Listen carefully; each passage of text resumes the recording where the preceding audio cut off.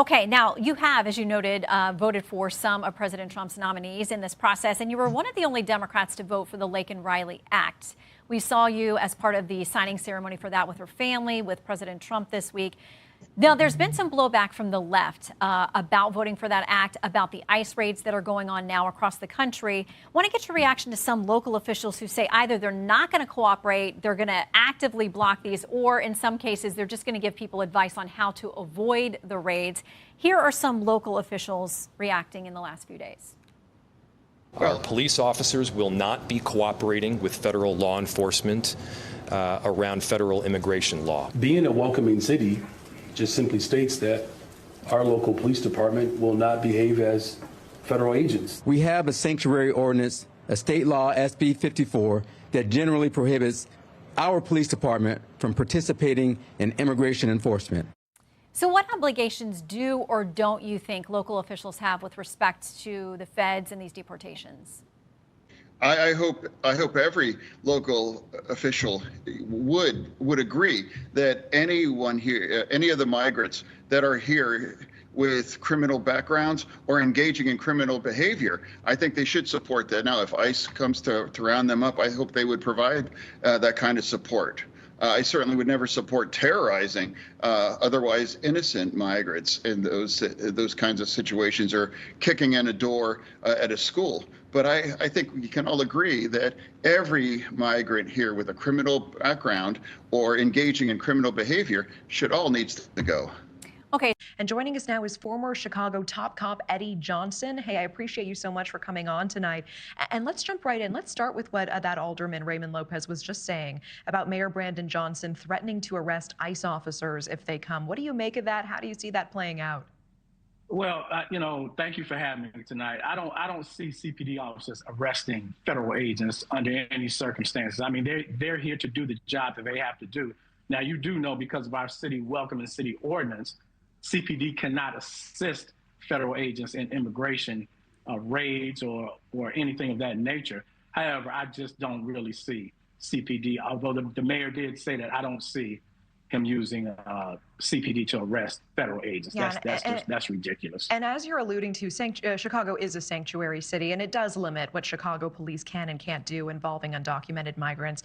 Give us an idea of what Chicago police can do at this time, and in your opinion, should Chicago police help take criminal migrants off the streets? So I'll answer the second question first. In my opinion, yes. If we have criminal, illegal migrants in the city of Chicago, they should be removed from the city.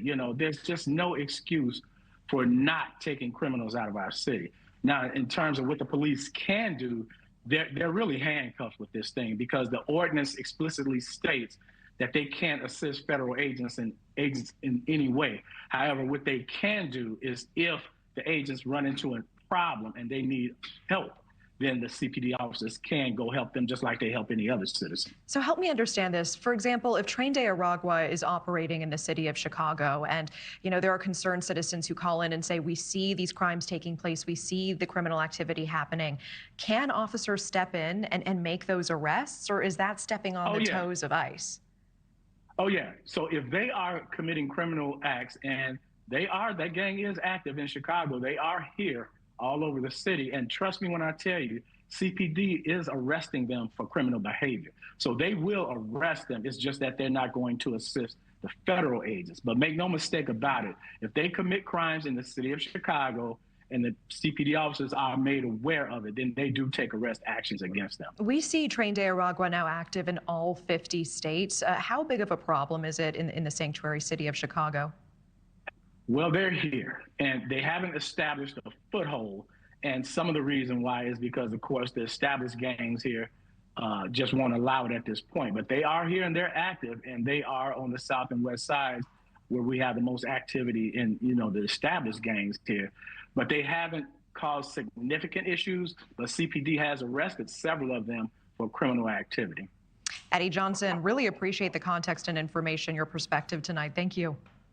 Thank you for having me. And I know that you have worked with families of victims killed by migrants in the country illegally.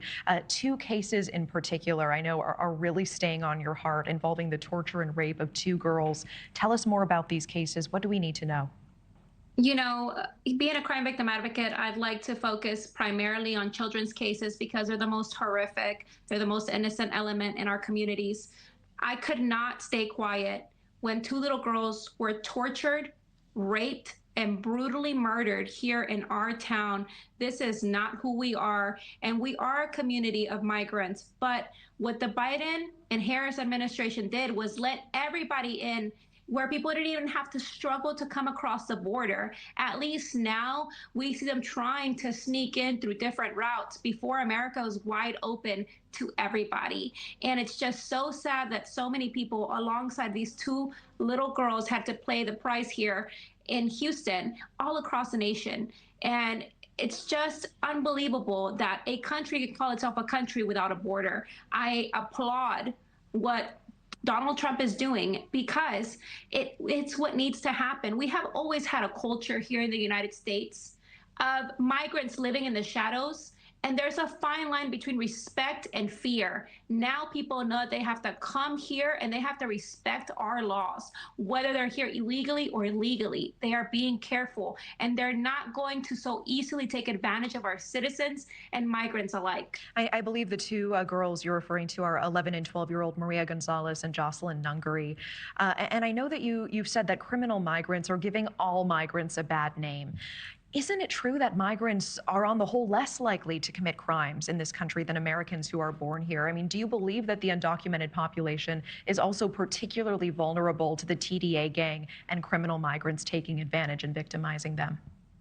Most people that advocate for everybody to come in here on the Democratic side have never lived a day in Mexico. These people are fleeing from horrible situations. So to allow everybody into this country is replicating the same environments that they're running away from.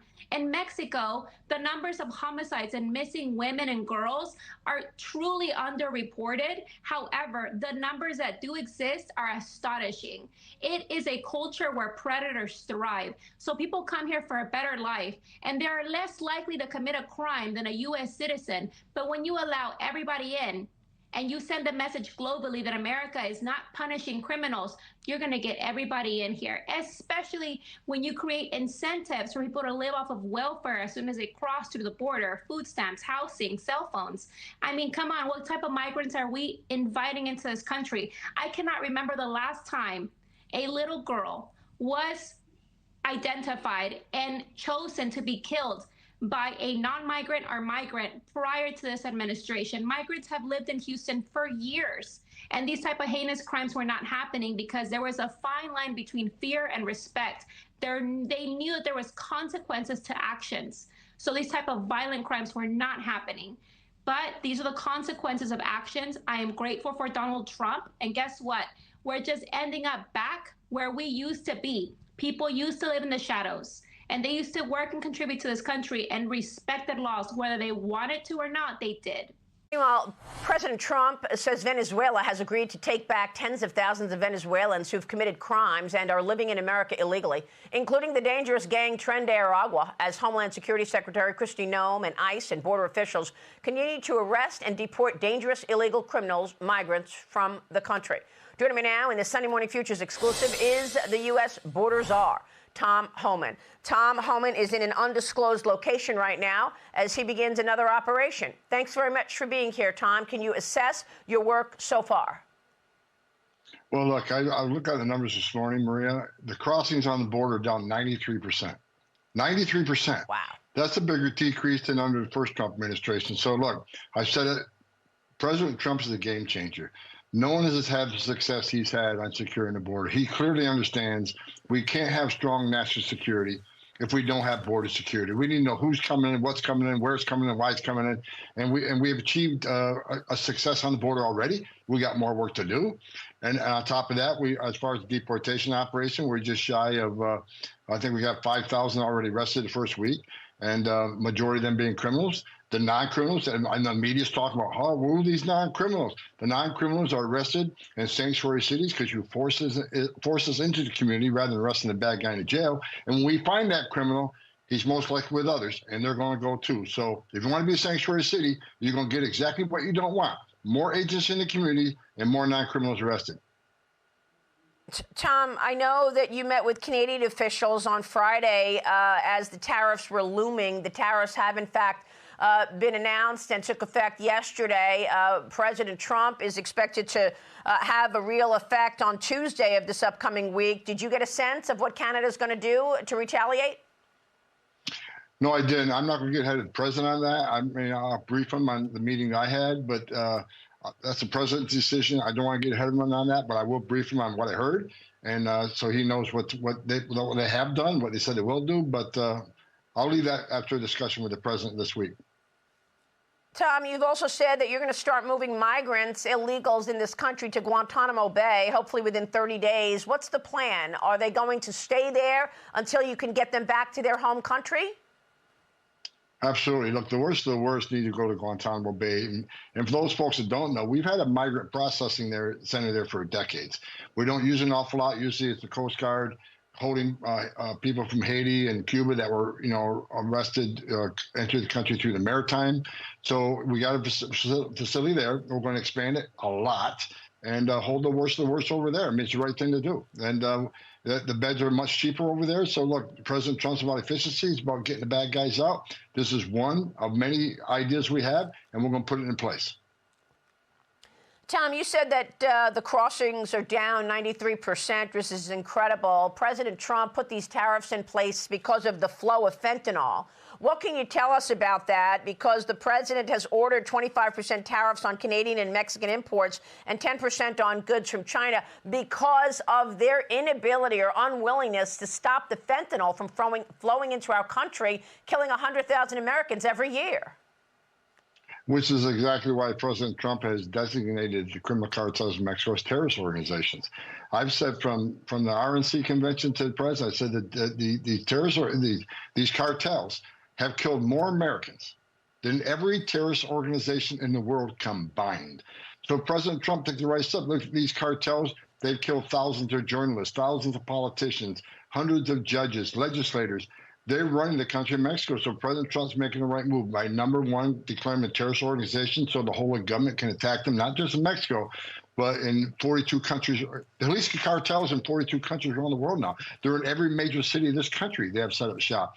So President Trump's going to hold Mexico accountable. They haven't taken enough action against these cartels. They've been operating for decades in Mexico. They're operating freely. We know that. And look, I'm not going to say every official in Mexico is corrupt, but many are, and we simply know that. So he's going to hold Mexico accountable. They got to take action in these cartels and stem the flow of fentanyl. Not only that, the sex trafficking of women and children across our border. It is illegal in the country of Mexico to sex traffic women and children, but they're not stopping it. It's illegal for anybody from around the world to transit through Mexico without a transit visa, but they're allowing it. So President Trump's exactly right on doing this. Have you been able to bust into human trafficking operations that are operating in America right now? Because I know that the drug lords got people across, but then they created all these new businesses, drug trafficking and human trafficking businesses, and they've got headquarters in America. I got to be careful. We're involved. Let me just leave it at that. A lot of this law enforcement sensitive, but we're aware of a lot of it. We're in the middle of some of it. And you're going to see some things happening in the near future on that. Okay. And you are in an undisclosed location right now, beginning another operation. Tom, we're watching your work, and we appreciate your time. Thank you, sir. Thank you, Maria.